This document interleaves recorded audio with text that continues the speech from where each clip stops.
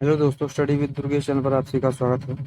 दोस्तों, हम जो है आधुनिक भारत का इतिहास पढ़ रहे हैं। इसमें हमने जो है पिछली में यरवदा जेल तक अपन पहुंच गए थे, और जो है सांप्रदायिक पंचायत जो दिया गया था अंग्रेजों द्वारा, उसको वापस ले लिया था अंग्रेजों ने, गांधी जी के आमरण अनशन के कारण। उसके बाद जो है हम अब दक्षिण भारत में छुआछूत विरोधी आंदोलन जो हुए हैं उनको देखते हैं, जो कहीं ना कहीं क्वेश्चन आ जाते हैं। तो चलिए शुरू करते हैं।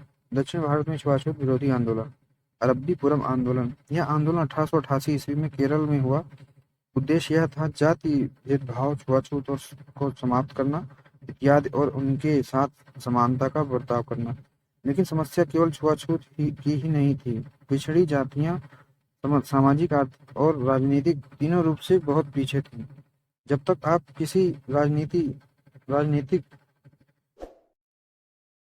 यानी कि आप जो किसी जाति को राजनीतिक, आर्थिक और सामाजिक तौर पर सशक्त नहीं करेंगे, तब तक वह पिछड़ी ही रहेगी। जब तक कोई जाति आर्थिक, राजनीतिक तौर पर पिछड़ी है, तो जो है के खिलाफ भेदभाव हमेशा बना रहेगा। तो प्रयास केवल समाज की मानसिकता को बदलने का नहीं था, बल्कि उन्हें आर्थिक, राजनीतिक सक्षमता देने का भी था। दक्षिण भारत में जो आंदोलन चला, वह मुख्य रूप से मंदिर प्रवेश के मुद्दे पर था। तो अरब्बीपुरम आंदोलन केरल में हुआ था। केरल में जातिवाद और छुआछूत की जड़ें काफी गहरी थी और गंभीर रूप धारण कर चुकी थी।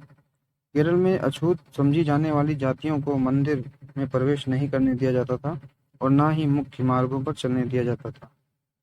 इससे समाज में जो है टकराव पैदा हुआ। 1888 में हुआ आंदोलन के नेता नारायण गुरु थे।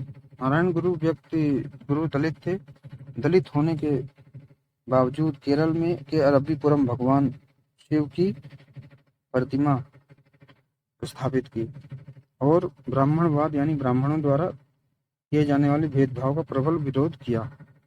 उन्होंने कहा कि भगवान पूजा और भगवान की मूर्ति स्थापित करने का अधिकार केवल ब्राह्मणों को ही नहीं है, दलित भी पूजा करेंगे, वह मूर्ति स्थापित करेंगे।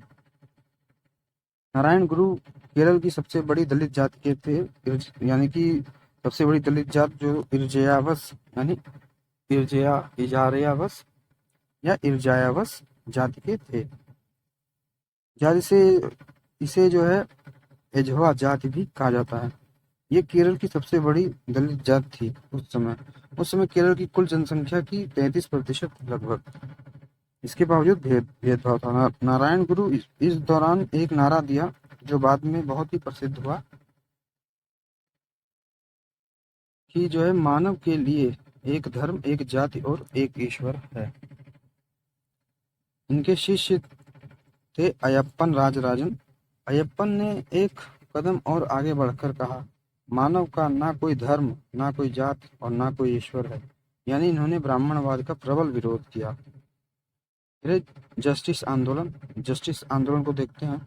जस्टिस आंदोलन मद्रास में घटित हुआ 1916 में। प्रमुख नेता इसके जो है CN मुदलियार थे। जस्टिस आंदोलन मुख्य रूप से सरकारी नौकरियों और विधायिका में निम्न जातियों या दलित जातियों के प्रतिनिधित्व को बढ़ाने को लेकर था, कि सरकारी नौकरियों में दलित जातियों का प्रतिनिधित्व बहुत कम है, इसे बढ़ना चाहिए एवं आरक्षण दिया जाना चाहिए, तथा विधायिका में दलित नेताओं के प्रतिनिधित्व बढ़ाना चाहिए और आरक्षण दिया जाना चाहिए, और विधानसभा विधायिका में दलित नेताओं को आरक्षण व प्रवेश दिया जाना चाहिए।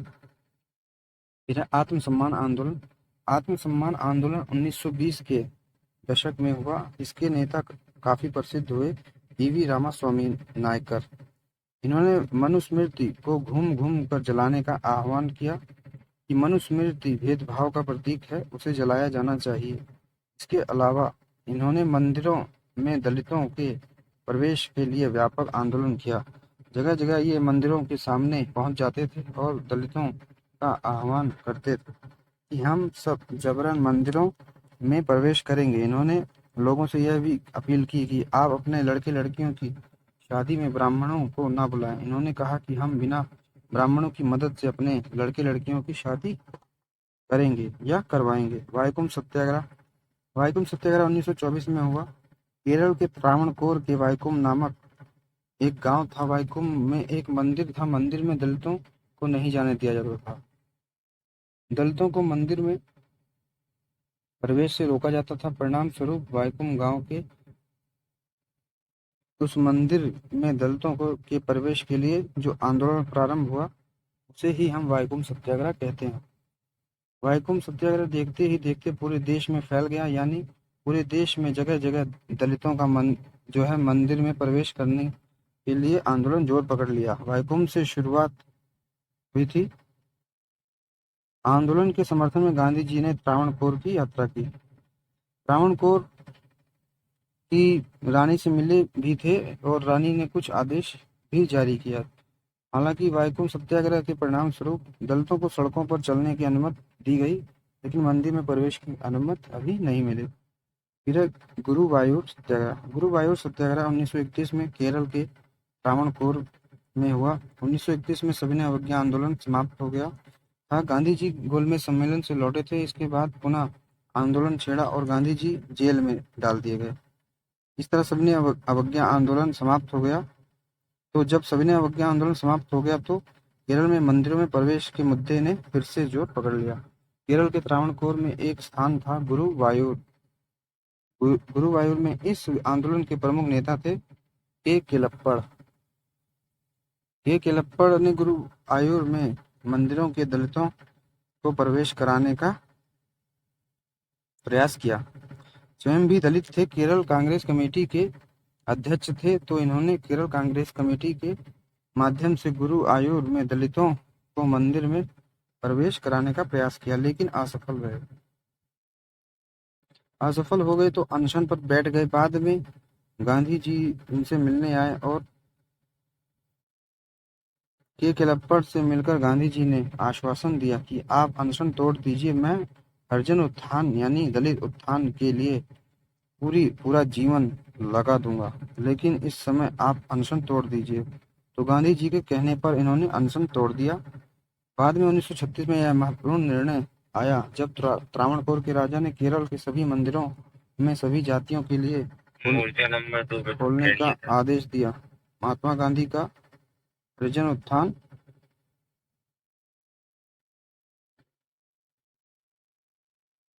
लेकिन इस समय आप अनशन तोड़ दीजिए। तो गांधी जी के कहने पर इन्होंने अनशन तोड़ दिया। बाद में 1936 में महत्वपूर्ण निर्णय आया जब त्रावणकोर के राजा ने केरल के सभी मंदिरों सभी जातियों के लिए खोलने का आदेश दिया। महात्मा गांधी का हरिजन उत्थान 26 सितंबर 1932 में पूना समझौता हुआ। इस समझौते के तहत गांधी जी ने भीमराव अम्बेडकर को मना लिया कि भीमराव अम्बेडकर दलितों के लिए पृथक निर्वाचन मंडल की मांग को वापस कर लें। भीमराव अम्बेडकर मान गए। इस तरह से दलितों के लिए पृथक निर्वाचन मंडल की जो घोषणा की थी ब्रिटिश सरकार ने, वो रद्द कर दिया गया। इसके बाद गांधी जी ने, जैसा कि उन्होंने के केलप्पड़ और भीमराव अम्बेडकर को आश्वासन दिया था, मैं हरिजन उत्थान के लिए व दलित उत्थान के लिए, अस्पृश्यता के निवारण के लिए, छुआछूत के विरोध में पूरा जीवन लगा दूंगा। और वास्तव में गांधी जी ने ऐसा किया भी। गांधी जी का 1932 के बाद जो राष्ट्रीय आंदोलन है वो, और राष्ट्रीय आंदोलन में गांधी जी जो नेतृत्व व प्रयास था उसमें हमेशा हरिजन आंदोलन को साथ लेकर चलते रहे। तो इसके बाद उन्होंने सारा जीवन दलित उत्थान के लिए प्रयास करते रहे। गांधी जी 1931 में जेल गए थे, यरवदा जेल में। छोटे 1933 में यरवदा जेल से, लेकिन यरवदा जेल में रहते हुए ही इन्होंने 1932 में अछूतों को हरिजन नाम गांधी जी ने दिया और 1932 में ही जेल में रहते हुए हरिजन सेवक संघ की स्थापना की। 1932 में ही गांधी जी ने मुंबई में all India depressed class association की स्थापना की। हिंदी में इसे अखिल भारतीय अस्पृश्यता विरोधी लीग कहते हैं। 1933 में गांधी जी जब जेल से छूटे तो उन्होंने हरिजन नामक पत्रिका प्रकाशित की, एवं जेल से छूटने के बाद गांधी जी ने हरिजन उत्थान के लिए प्रबल प्रयास किया। इस क्रम में सबसे पहले उन्होंने जो काम किया वो यह था कि पूरे देश भर में कांग्रेस के कार्यकर्ताओं के साथ यात्रा की। छुआछूत के विरोध में लोगों को जागृत किया जाए और इसकी व्यर्थता को लोगों को समझाया जाए। अपने हरिजन आंदोलन के दौरान गांधी जी 2 बार अनशन पर भी बैठे। गांधी जी का जो हरिजन आंदोलन था उससे जो कट्टर हिंदू थे वे नाराज होते चले गए। कट्टर हिंदुओं ने जो है इनका काफी विरोध किया। इनकी यात्रा के दौरान गांधी जी को काले झंडे दिखाए गए, इनके खिलाफ प्रदर्शन किए गए। गांधी जी पर हिंदूवाद और समाप्त करने का आरोप लगाया गया कि ये हिंदूवाद को समाप्त करने पर तुले हुए हैं। जब ब्रिटिश सरकार ने देखा कि कट्टरपंथी हिंदू गांधी जी का प्रबल विरोध कर रहे हैं तो सरकार ने इसे अच्छा अवसर समझा कांग्रेस का विरोध करने का। परिणामतः परिणाम स्वरूप जो है सरकार ने कट्टरपंथी हिंदुओं का कुछ समय पूरी तरह से साथ दिया। 1934 में लेजिस्लेटिव असेंबली यानी केंद्रीय विधानसभा में एक बिल लाया गया था। उस बिल का नाम था मंदिर प्रवेश विधेयक। यह बिल यदि पास हो जाता तो मंदिर में प्रवेश करने का दलितों को एक कानूनी अधिकार मिल जाता, लेकिन सरकार ने उस समय कट्टरपंथियों को पूरा साथ दिया और मंदिर प्रवेश विधेयक को गिरा दिया, अर्थात पारित नहीं होने दिया। गांधी जी नवंबर 1933 से जुलाई 1934 तक हरिजन उत्थान के लिए पूरे देश की यात्रा की। दोस्तों ये रहा हमारा वीडियो कैसा लगा। इसमें हमने जो है महात्मा गांधी जी के प्रयासों के बारे में बताया, अर्जन के लिए जो उन्होंने किया। तो दोस्तों वीडियो कैसा लगा जरूर बताएं, वीडियो को लाइक करें, चैनल को सब्सक्राइब करें, कमेंट करें, शेयर करें। जय हिंद, जय भारत, धन्यवाद।